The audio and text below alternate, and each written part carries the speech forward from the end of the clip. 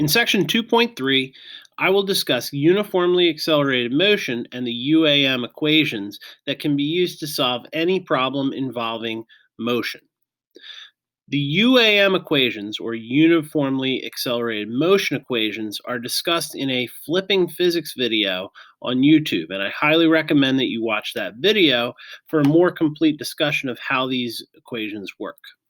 So the following equations that I'm going to show in 1 second are known as the uniformly accelerated motion equations.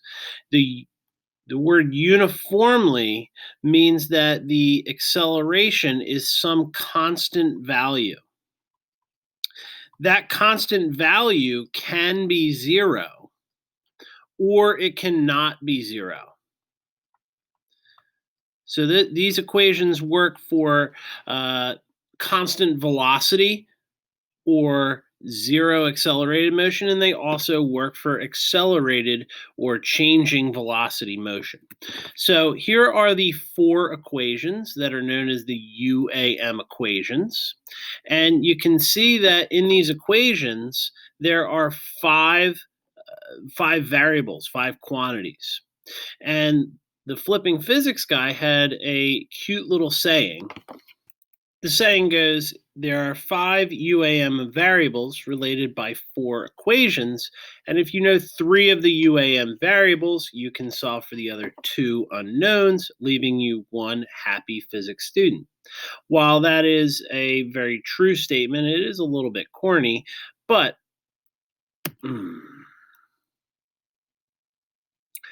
the saying goes, there are five UAM variables related by four equations, and if you know three of the UAM variables, you can solve for the other two unknowns, leaving you one happy physics student. While that's just a little bit corny, it is useful to keep in mind that all you need is three UAM variables, and then you can find the other two. You just have to use the equations in the right way, and I'll discuss how to use them on the next slide. There's two systems of equations that I've introduced. One is shown by the positive physics guy, and he calls them the UAM equations. And when you do your problems on positive physics, the positive physics guy has his method of solving them, and these are really just saying the same thing. The positive physics guy uses the letter S to represent speed, and the UAM equations uses V to represent the velocity of an object. And for the most part, speed and velocity are the same thing. The only big difference is that speed is the magnitude of velocity.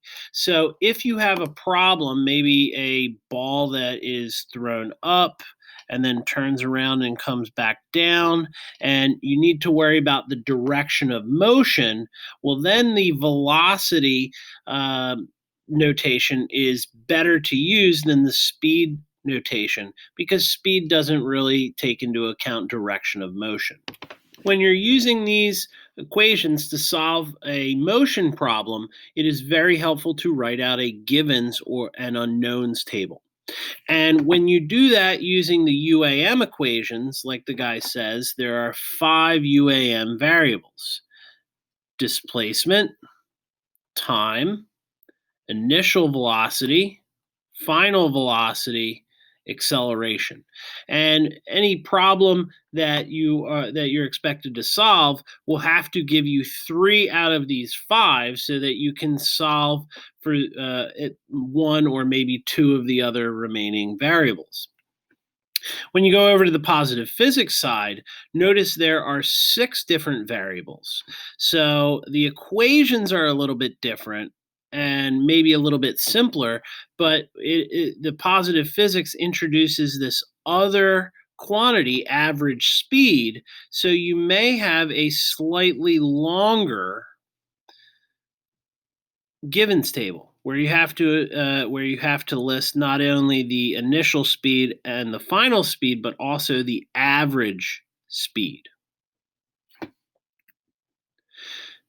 Make sure you watch this video. I will link it on Schoology. This video shows the flipping physics guy showing you how to work through a motion problem using the UAM equations.